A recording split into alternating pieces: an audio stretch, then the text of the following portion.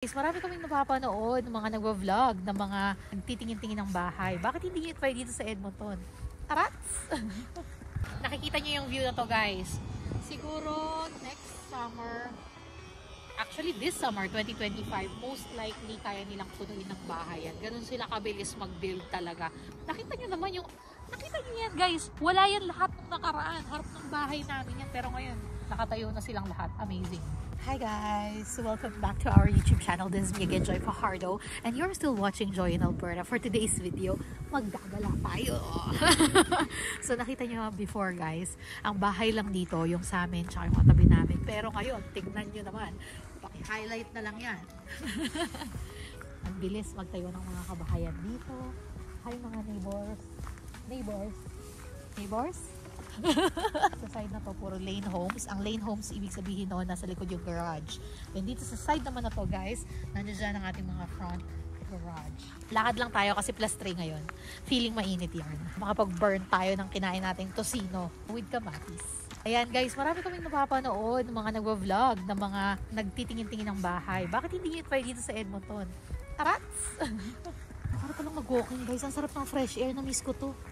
Kasi nung mga nakaraan, hindi pa rin parang walking, hindi pa rin walking temperature. Pero ngayon +3, medyo okay na. Ito nga, magkakatok tayo ng mga kapitbahay. Neighbors? Charot. Grabe, bilis no? Yeah. Enjoy, anong benefits ng mga bagong community na pag doon ka bibili ng bahay? Lahat bago, di ba? Yun ang number 1 na pantay-pantay kayo lahat, nagsimula kayo sabay-sabay. Versus kapag ka doon ka nakakuha sa mga established na, may advantages din yun. Pero ang disadvantage nun guys is sila matagal na doon. Tapos yung sa'yo, advantage sa'yo yun kasi maganda. Pero yung mga katabi mo, di ba? So what makes a community beautiful is the entire community, hindi lang one house. So kahit gaano kaganda ang bahay mo, kung ikaw ay nakatayo sa lugar na hindi na bago, kunwari, medyo affected ka pa rin. Pero syempre, depende sa community yun. May mga community na mga matatagal na, pero talaga namang pang mayayaman. O, di ba? Ma'am Joy, kapag ka, maingay ba kapag ka ganyan ang itsura?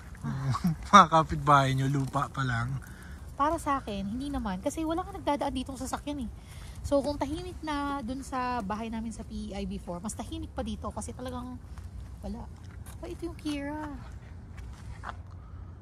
Yun yung mga usong style ngayon guys. Hindi dapat yung bibili namin guys nung nakaraan.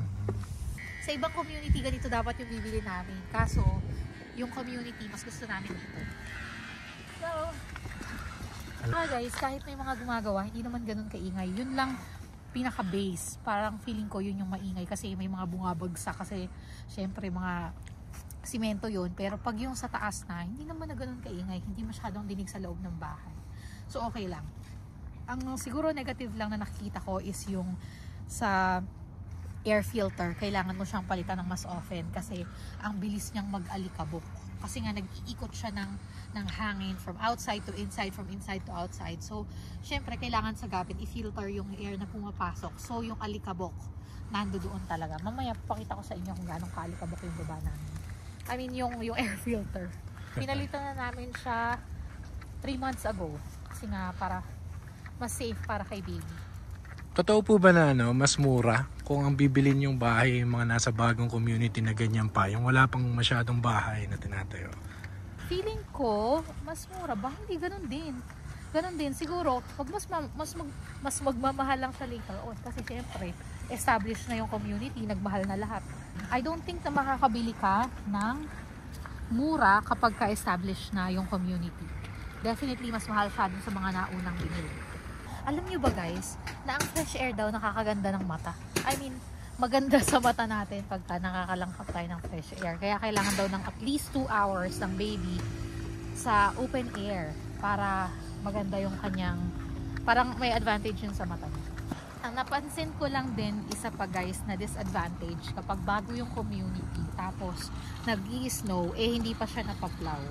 So, yun lang talaga. Pero, dito naman sa Edmonton, hindi rin naman talaga nagpa-plow madalas. So, pero as in talaga, walang nag-plow. Zero. Yun lang talaga ang disadvantage. Tapos, yung pag-collect ng basura, medyo may kaguluhan pang kasi kami yung unang-unang bahay doon. So hindi namin alam kung kailan ba talaga nangongolekta ng basura. Isa, dalawa, tatlo, apat. Apat na bahay pa to guys. Ganito yung itsura niya kapag bakanting lote pa lang siya.